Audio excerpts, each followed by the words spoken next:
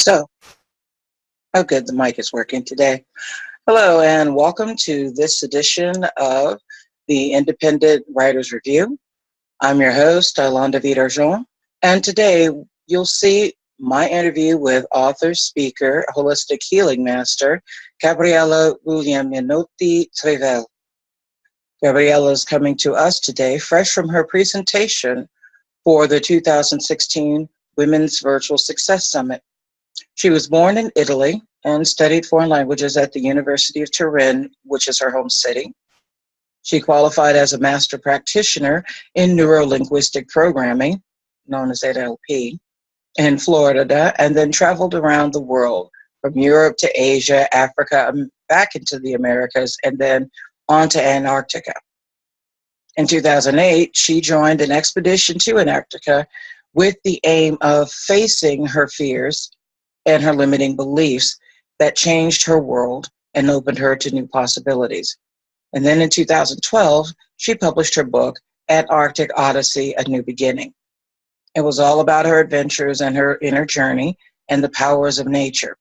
So, join me today now as I interview Ms. Trivel on her once-in-a-lifetime adventure and her trek into the unknown and the beauty of the Antarctic, and learn how she managed to condense all of that into her book. That's today on the Independent Writers Review.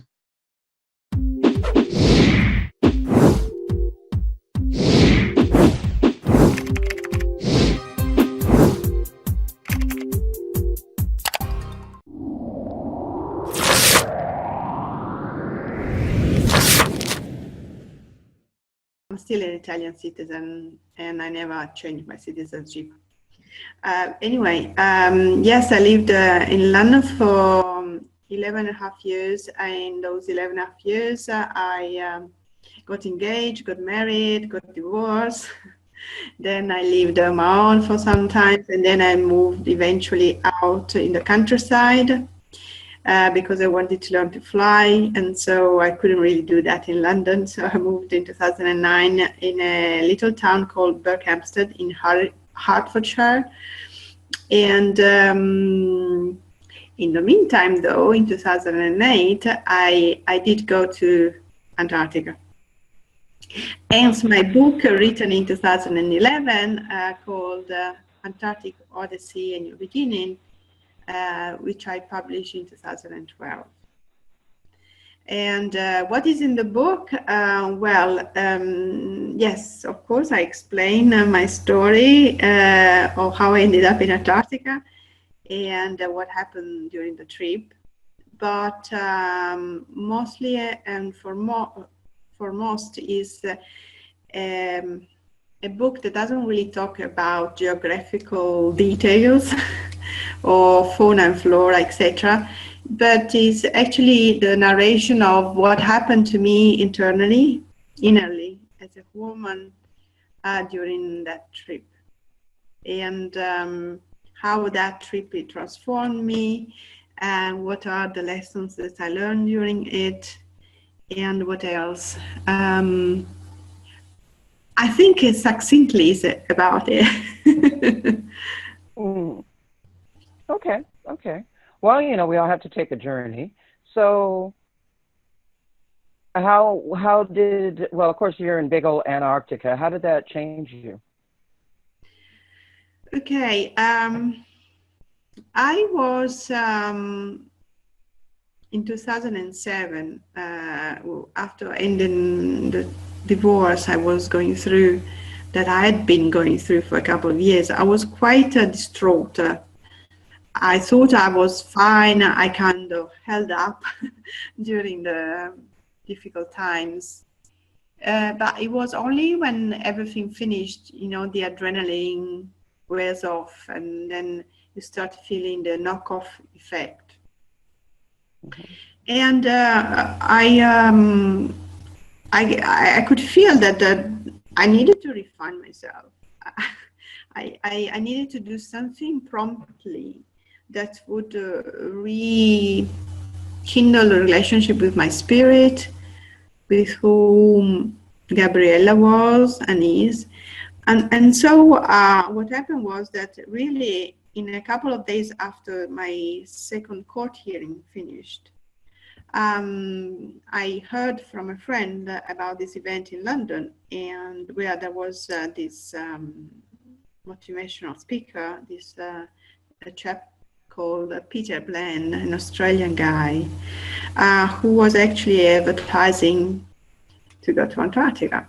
So I just went and listened, and I realized that that could be a very good opportunity for me, because the purpose of going to Antarctica was to face fears and limiting beliefs. So I had trained in neuro-linguistic programming in 2006. So, and besides, I had been also through something quite tough, you know, like a divorce is. And so I felt really intrigued by that, and I thought, you know what, I have to go there to do this, to go on this trip, because you know, it's not an opportunity that happens every day.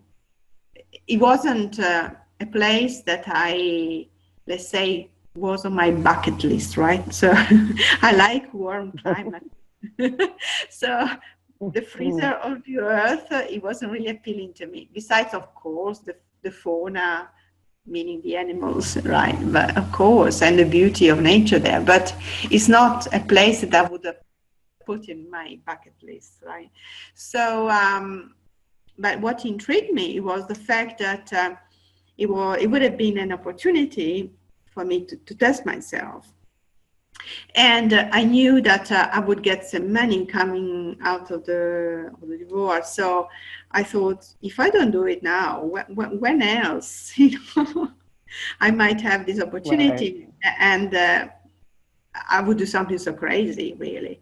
And so that's why I said yes to my spirit, and so off I went. Did I answer your question? Well, yes, I like that.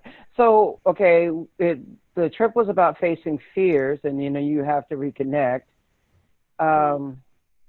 So, if I may ask, what kind of, aside from reconnecting in and of itself, what sort of fears did you face while you were down there?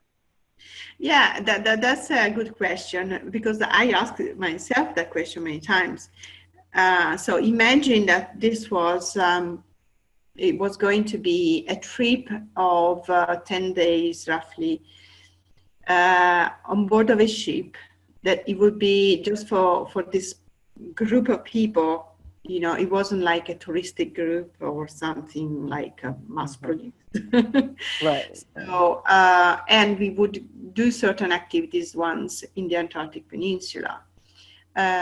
Just to give an idea to the listeners, Antarctica is a humongous continent. You could fit, if I remember well, Europe and Australia put together in that continent. So it's quite big, right? So we traveled through the Antarctic Peninsula, which is that strip of land that basically sticks out of the continent towards South America. And but the purpose, it wasn't really to go exploring Antarctica. You know, there are many people that have done that. It's not, the purpose was really to go there to be in an environment that normally you are not in. And it's pretty extreme. And yes, we would live on board, but you know, we would go kayaking, we would go ice climbing, camping on the ice overnight, and things like that, which are not things that normally one does daily, or not in that environment, or not with that purpose.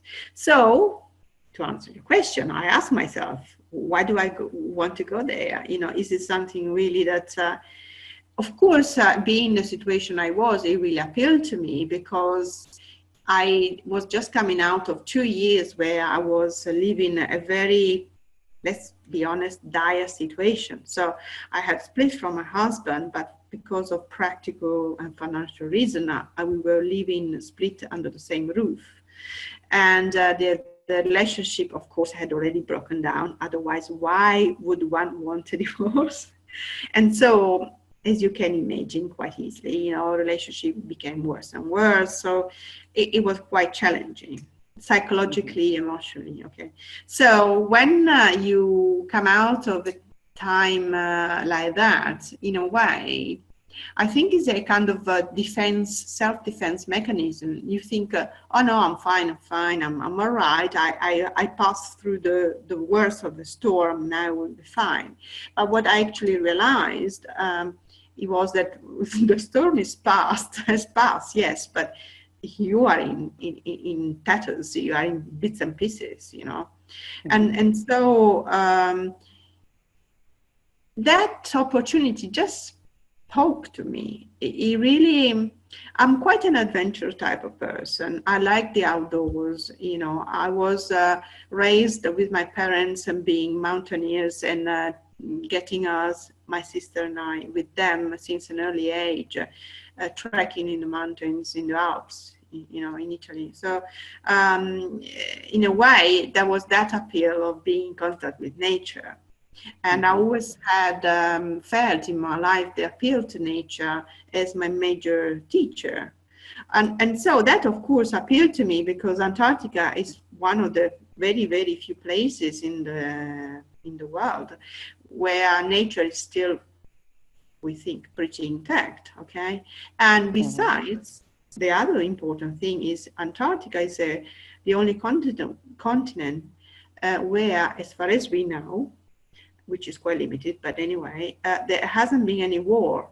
And the Western people or country that have kind of a footstep there is just apparently for scientific purposes.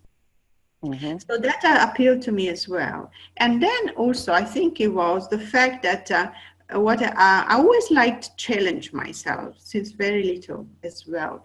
And so I think I felt really irresistible, the opportunity after having gone through this enormous storm called divorce. I was feeling appealed to go through another one, but this time, in a way, self-inflicted, right? Self-chosen. Right. And so it should have been a pleasurable one. But even if I chose to go, and there was a gap of 9 months because I signed up in June 2007 and the trip would happen into March 2008. So 9 months gap. And I can tell you that in those 9 months, it was hell because, of course, I started, as it happens, I started questioning myself and it's normal, doubts kicks in and you start thinking, what the hell have I done? Why am I crazy or what? And also, I kept asking myself, why are you going there? What will be for you a challenge? You know that you are quite pretty fit, you will be fine with all those physical activities, Though I knew in my heart, life always knows best, right? So always finds its way, clever way to put you under trial. So I knew that because the purpose of it was to test myself, so a test will show up. Pity for the fact that I didn't know. Right, so right. I tried to prepare myself as much as I could. And physically, but also emotionally. And then off I went. And yes, I was tested. Oh, good. Well, hopefully in a good way. Well, yes, because I came back, so it was good. But I narrated in details in the book, what actually happened. But I would have never, Yolande, ever thought that I would be tested in the way I've been tested. But I think that's part of life. We think we know, but we actually don't know. Would you agree with me? Well, right. Well, life is the journey, and the journey, you're getting a little too lax, you're getting a lax. Oh, you need a curveball. Oh, okay, fine. You dodged the curveball. You got a little, it's like a roller coaster. So you got to have the ups and the downs. And that's what, that's what the journey's about, I think. So it's good that you went through that. What was some of when you first get to Antarctica, it's got to be just mind-boggling to see this great place. Yeah, there were different tests that I didn't think they might happen. Mm-hmm. And like, for instance, I consider myself a pretty tough cookie.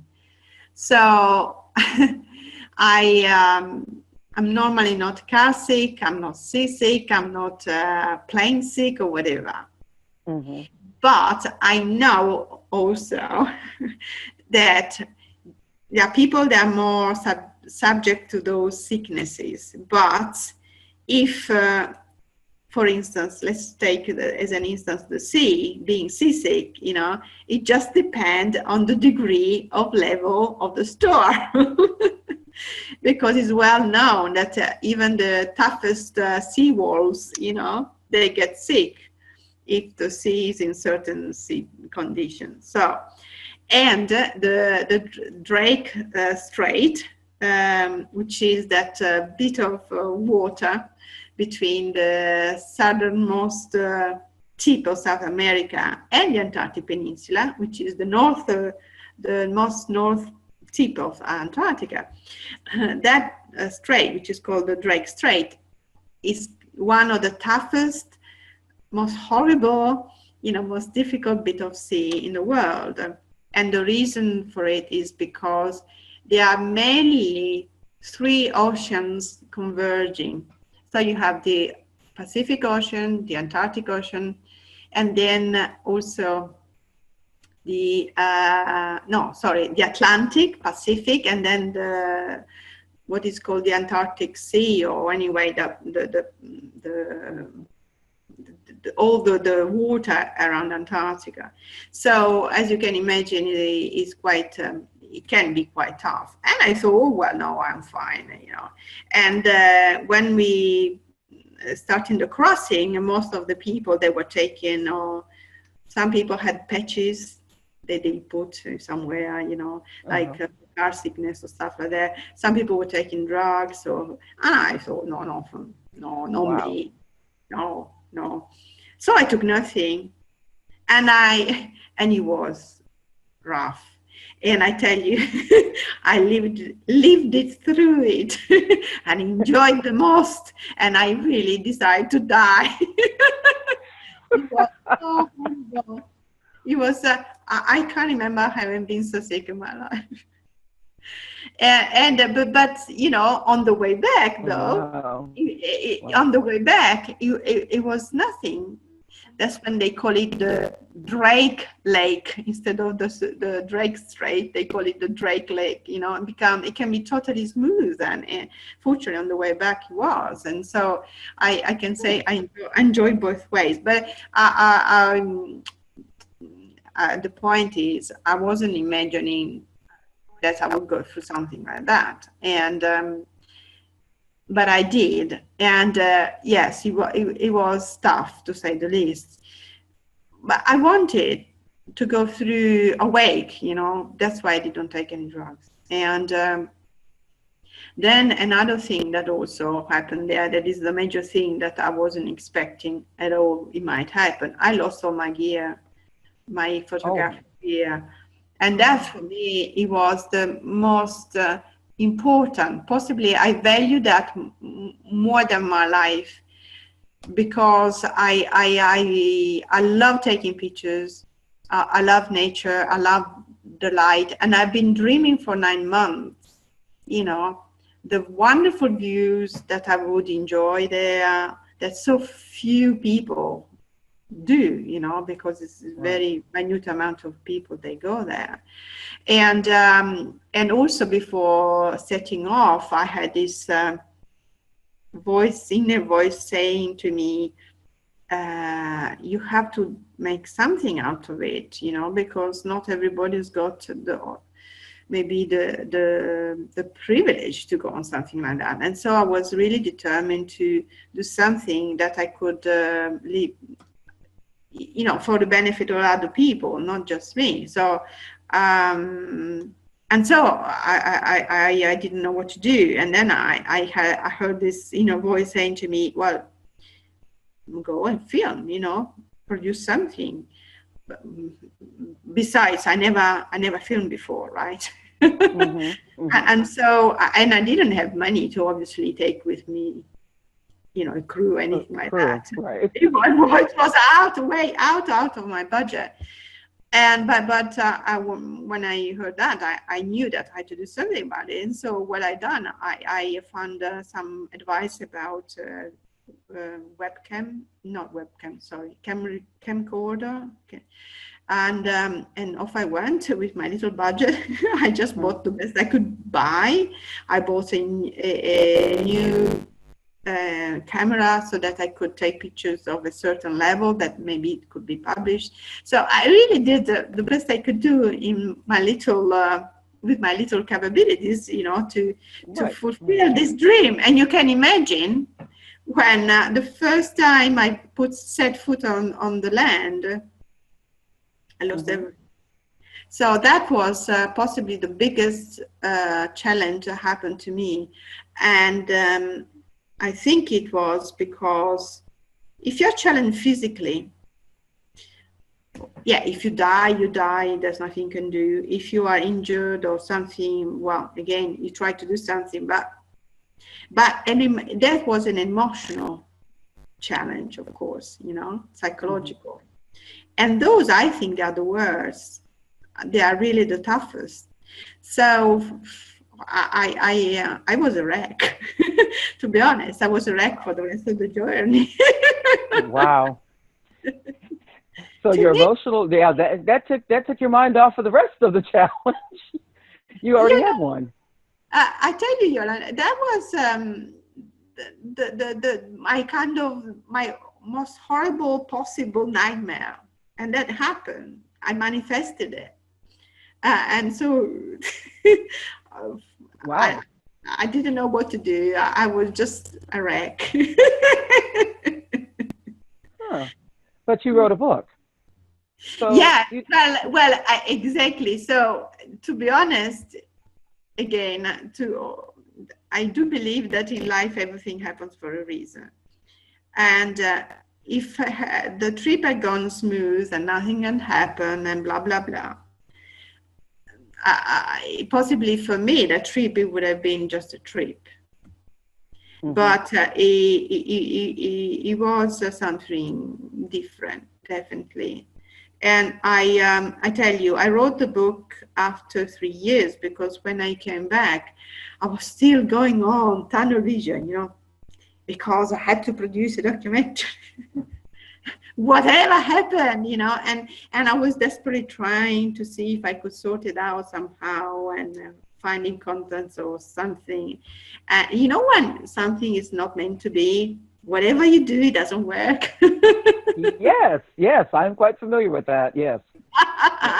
So that's exactly what happened. And it took me 3 years to realize that maybe I could consider another option.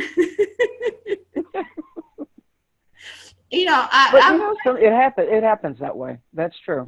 Yeah. And so I'm quite resilient and stubborn and focused and which is good, but sometimes it's not that good, right?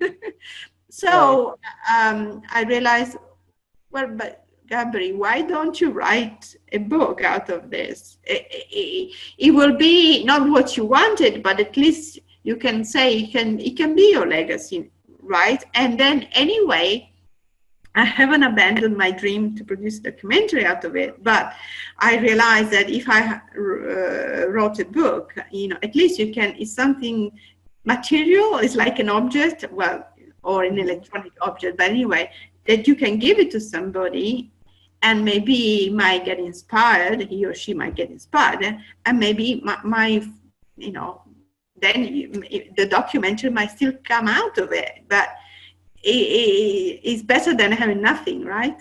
And so why I'm saying this, because you asked me something that I asked, because I can't remember what you asked me, but anyway, to say that I wrote it 3 years later, and I think it wouldn't have been the book that he is now if I'd written immediately after.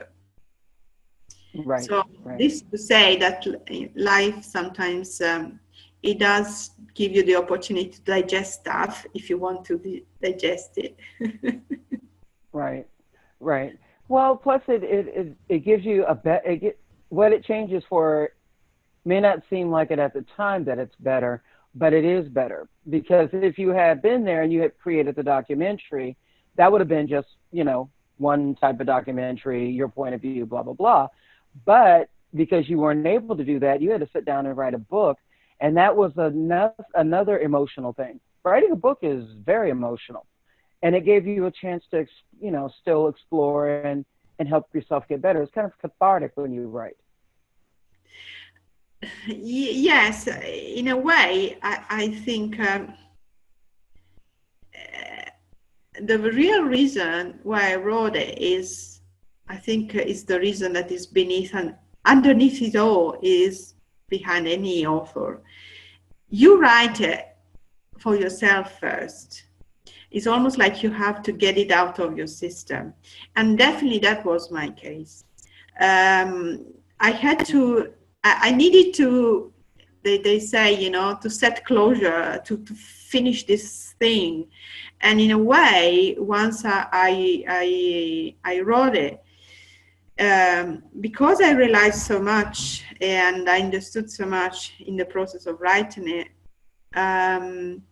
I think even if I'm still editing some of the footage, I think it was the best way, in a way, to call it closure, to finish these things. And also possibly, yes, to distill the lessons. In fact, in the book, I put the essence of me so far back then, of course. So it was, of course, the opportunity was to tell the story of my trip, but in a way, I really dug deep and distill all the essence of me. It's so far is definitely the thing that I could call a legacy, something that I don't have children, so if I had to depart to a better life today, it's what I can leave behind. Right. So now, did you go, or have you gone back and filmed footage in Antarctica to do a documentary? No, I had some footage before the trip, and I have just a little bit of it in the beginning. And what I've done through the years, because now it's 8 years ago, it was 8 years ago. Anyway, in the last 4 years or so, I edited some of the stuff I had and put it on my website for the time being. Okay. And so if somebody reads the book, might find interesting to see what happens before the trip. And for the little bit that obviously I had footage of when I set off and then when you all went. I have just a few more episodes to edit. So far I edited 23 parts because I made them small. We are all busy these days, so I made them, in little chunks of few minutes each. So they are more digestible than.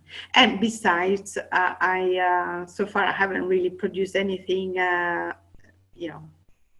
a film, or anything like that. So it's just me being adventurous. That's a big adventure, though. That's a really big adventure. Yeah. Well, sometimes, if you start thinking, oh, well, I'm not qualified, I don't know how to do it, whatever, all these things, right. Then you do nothing. Whereas I am the type of person that okay, but I can learn that. Have a go. Why not? And so, of course, the first episodes is very different to the last one I edited, but I learned so much on the way. So I found it quite creative and fun, really.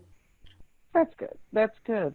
So, would you recommend the Antarctic Trek for people who might need to reconnect with themselves? Well, I can say this. If you are a nature lover, definitely it's a place where it's so unique and it's so amazing. I would advise somebody who can, go definitely.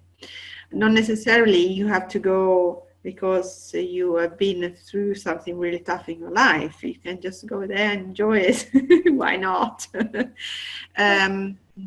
In the book, it came out first as an ebook, so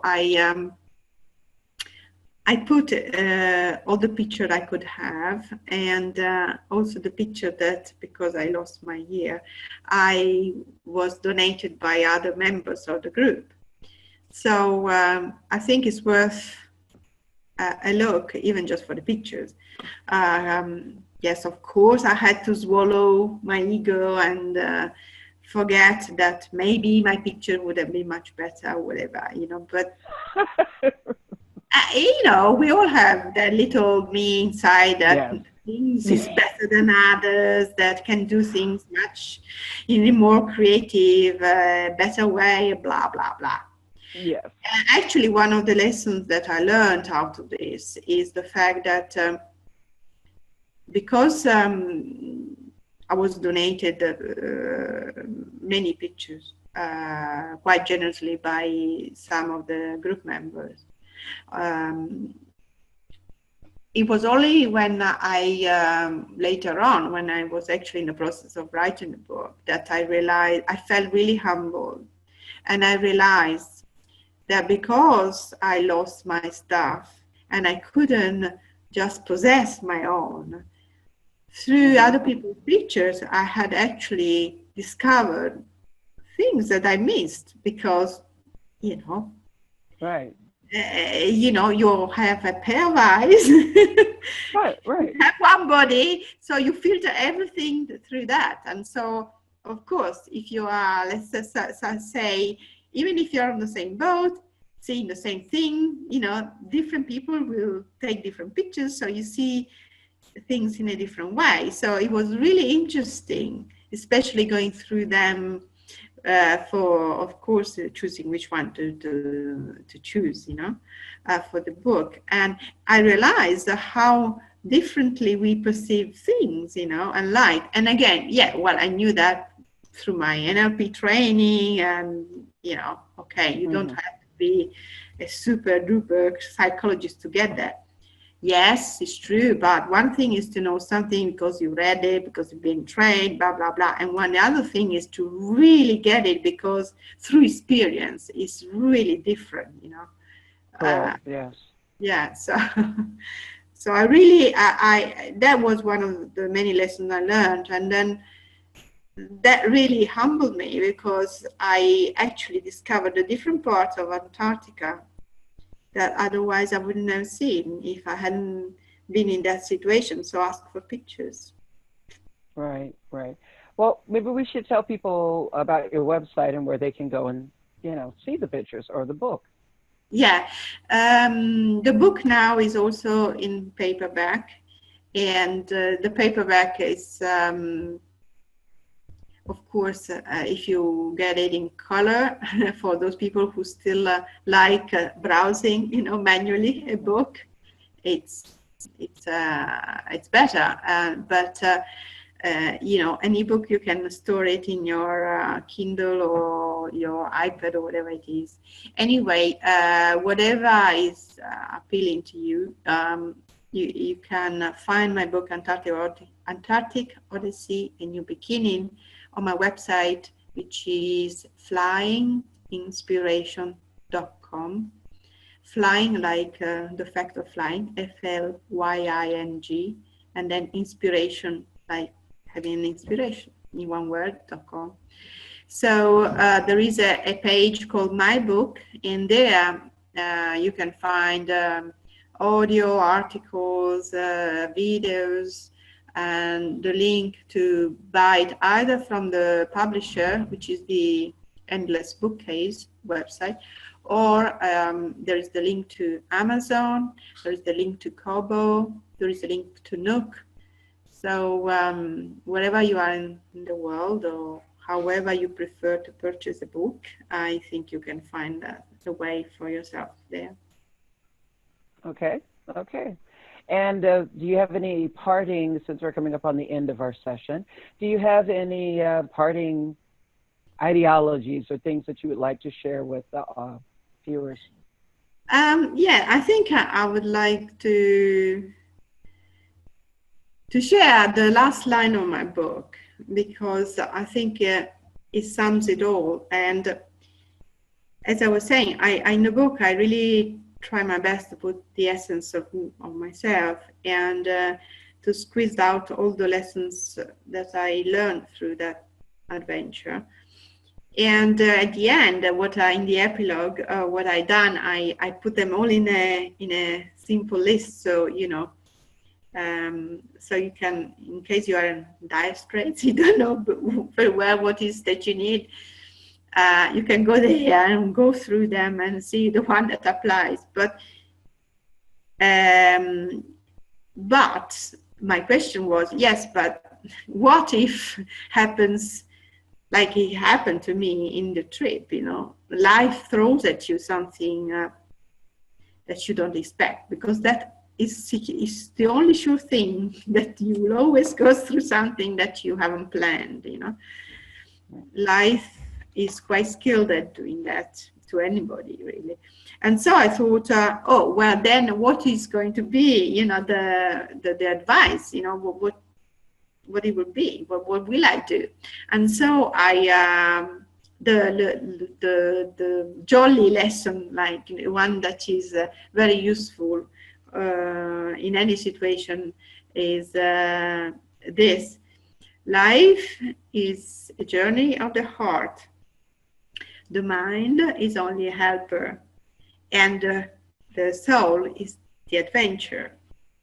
So for all those moments when you feel lost, you feel you don't know yourself anymore, or you are not sure what to choose for yourself, etc., I think what is quite useful to know is that life in itself, your journey, is our journey, my journey, is actually a journey of the spirit, which is, in my case, Gabriella Guglielminotti Trivel, or you, Yolande, or whoever, or the reader.